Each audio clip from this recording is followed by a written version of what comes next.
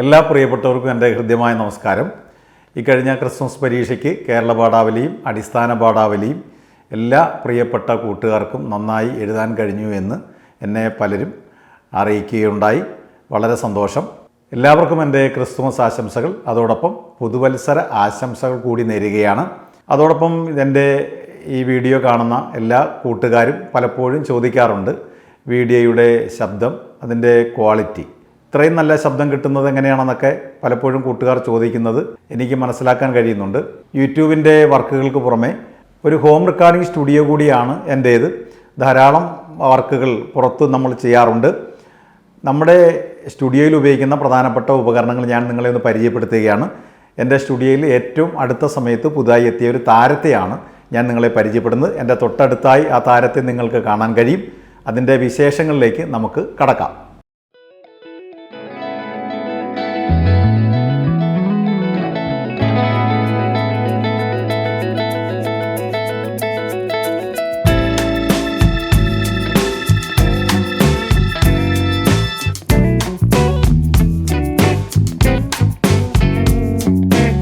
ഇത് ആപ്പിളിൻ്റെ ഏറ്റവും പുതിയതായി ഇറങ്ങിയ മാക്ബുക്ക് പ്രോ M5 എന്ന ലാപ്ടോപ്പാണ്.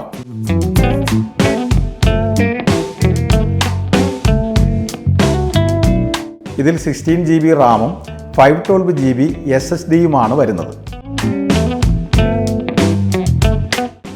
ഈ ലാപ്ടോപ്പുകൾ കൂടുതലായും വീഡിയോ എഡിറ്റിംഗ്, ഓഡിയോ പ്രൊഡക്ഷൻ പോലെയുള്ള ക്രിയേറ്റീവ് വർക്കുകൾക്ക് വേണ്ടിയാണ് ഉപയോഗിക്കുന്നത്.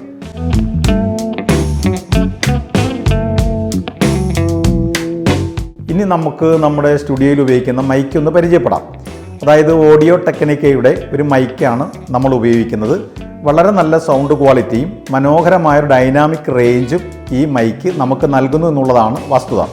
അതുപോലെ തന്നെ നമ്മൾ സ്റ്റുഡിയോയിൽ സ്റ്റെയിൻബർഗിൻ്റെ ഓഡിയോ ഇൻ്റർഫേസ് ആണ് ഉപയോഗിക്കുന്നത്. വളരെ നല്ല പെർഫോമൻസ് ആണ്.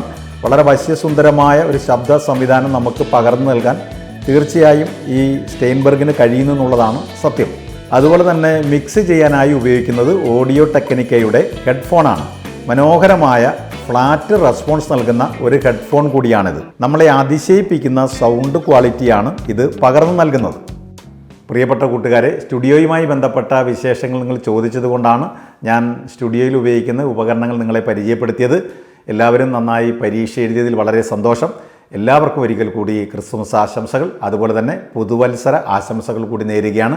വീണ്ടും നമുക്ക് പരീക്ഷയുമായി ബന്ധപ്പെട്ട ചോദ്യങ്ങളുമായി കണ്ടുമുട്ടുന്നവരെ എല്ലാവർക്കും ഒരിക്കൽ കൂടി എൻ്റെ സ്നേഹാശംസകൾ.